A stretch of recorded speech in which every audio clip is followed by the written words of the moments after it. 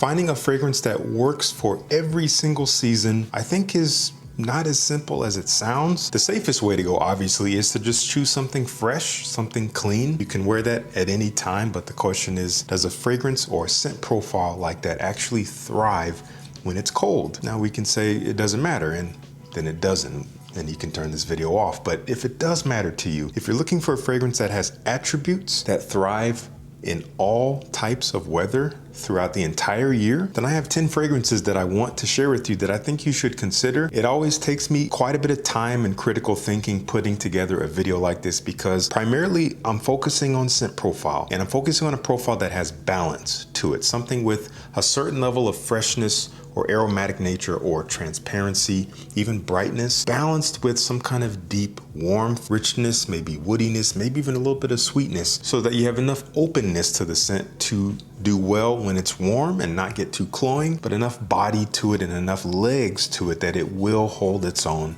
when the temperatures drop. The one thing I'm not taking into consideration is performance. I know that might feel counterintuitive. It's like, dude, that's what matters the most. How does it perform in all these different scenarios and seasons?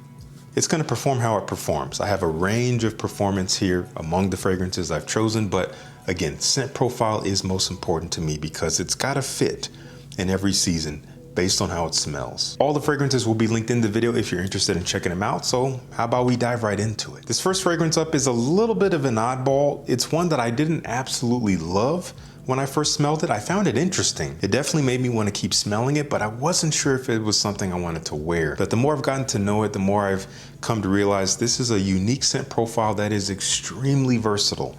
That combination is very hard to come by with fragrances these days. This is from Clive Christian. They call this Matsukita. Now, the first thing that Matsukita made me think of when I smelled it a year or two ago, in fact, I think I did a first impressions video on this, it made me think of like a library, some kind of old building, just a very distinctive warm woodiness to it, a very present dry quality, but there is a little bit of a freshness here. You have some citruses and spice that kind of greet you. It opens up the scent in a somewhat bright way, but it is immediately backed up by, yes, a lot of woodiness, but also I think the oddest element, the mate tea. It's a very interesting green, earthy, herbal scent profile inside of this woodiness, inside of this citrus quality. There's definitely some florals that help to soften it a bit, that help to tame it, maybe some jasmine or something. And as it dries, it just gets warmer, woodier, a little bit musky, and a touch of sweetness, maybe a little bit of sweetness. You do have to like woody fragrances though. This smells so authentically like an old wooden chest or a tree or something. It is so woody, but it has enough of a freshness and enough of some dimensional elements dancing around that woodiness that make it, again, fairly versatile, but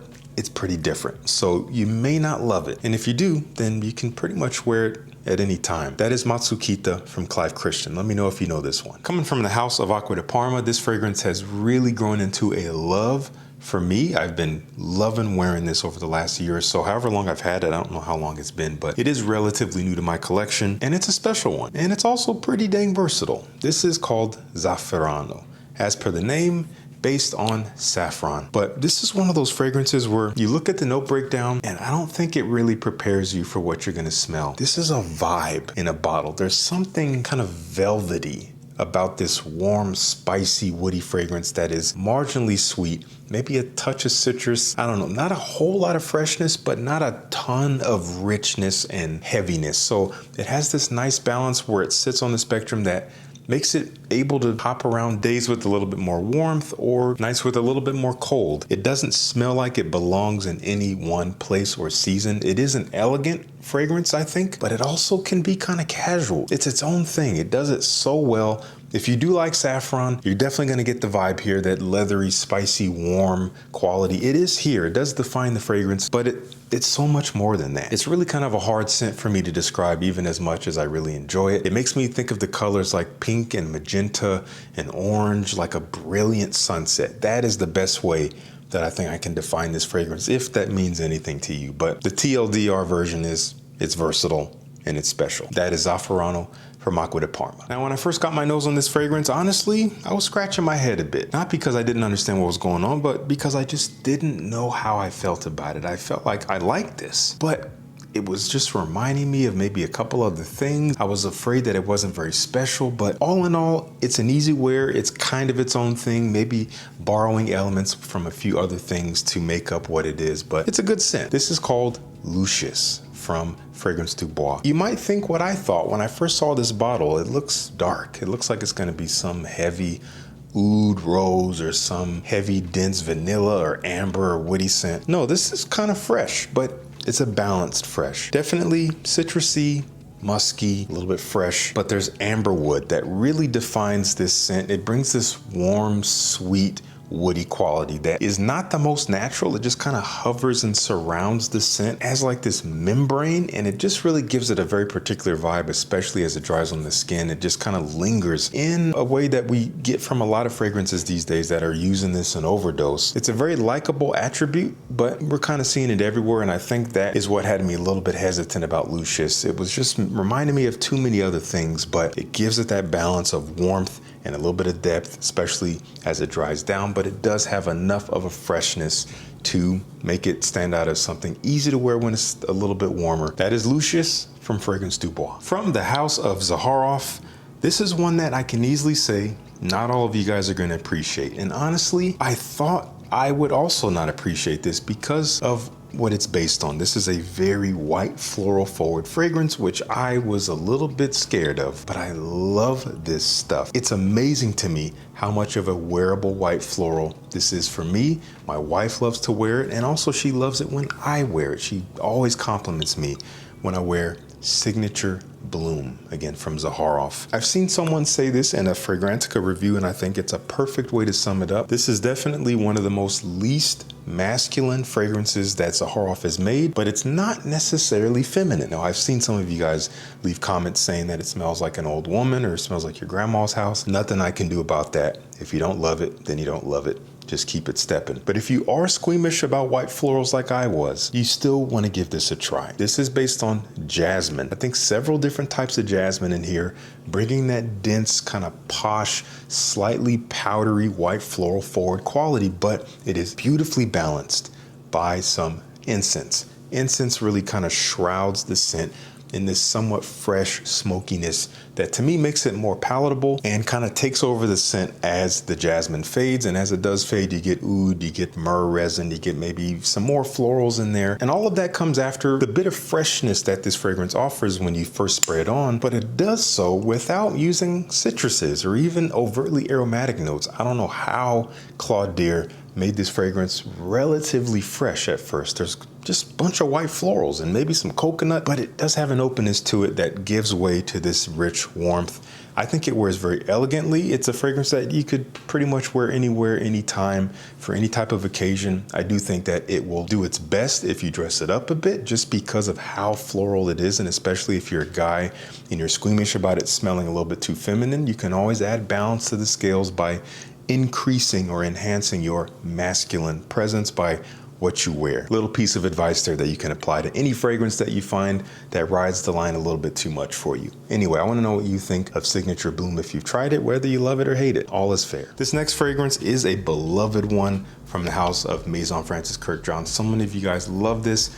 I was sleeping on it for many years. I did try it probably around the time I started this channel, and I remember liking it, but I just never revisited it for some reason. But I'm happy to have this bottle in my collection. I see why you guys enjoy this. This is called Amyris Homme. I know there's an extrait de parfum version of this that people say is way better. It is what it is. I'm not really gonna fuss about that. I like the eau de toilette, kind of almost designer leaning in its fresh, sweet quality. You do have some iris in here that brings a slightly powdery floral heart.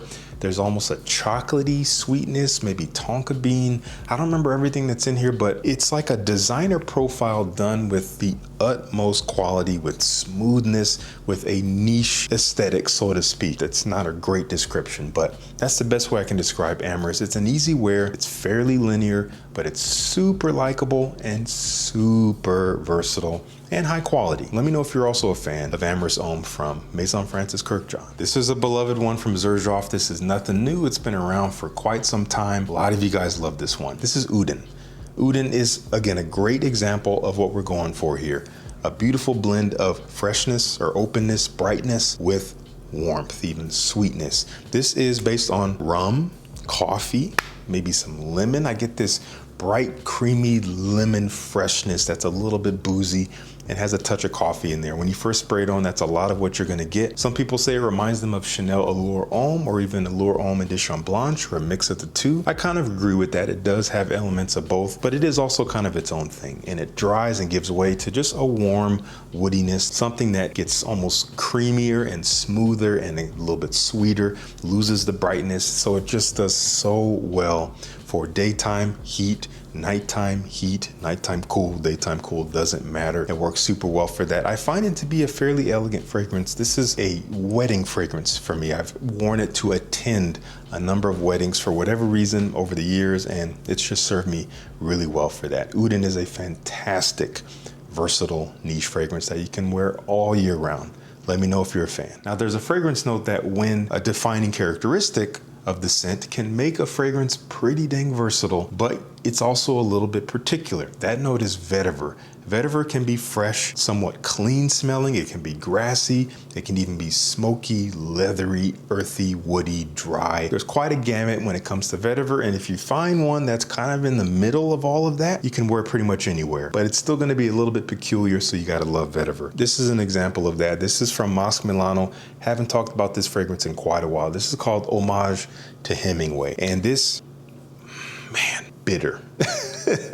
I love the bitterness of this, and a bitter woody quality I think does really well in the heat, because in the heat it just kind of comes to life. It gets mouth-watering, maybe even a little bit sweeter. That makes it just more interesting and very palatable and kind of freshens it up a bit. But when it's not that warm, it just gets really bitter and woody and dry. At least in this particular fragrance, that's the direction it goes. When you first spray it, it's gonna smell maybe a little bit medicinal. It is so vetiver forward, so spicy, even a little bit juicy from some rhubarb, but it is pretty much all vetiver from top to bottom, and it's done in a way that's kind of unique. It's simple, there's not a whole lot going on, but as a result, it has a very clear personality to it. It is vetiver through and through, and it's mouth-watering, bitter, deep, authentic vetiver that I think is pretty versatile, but this is gonna be one of the more polarizing scents on the list.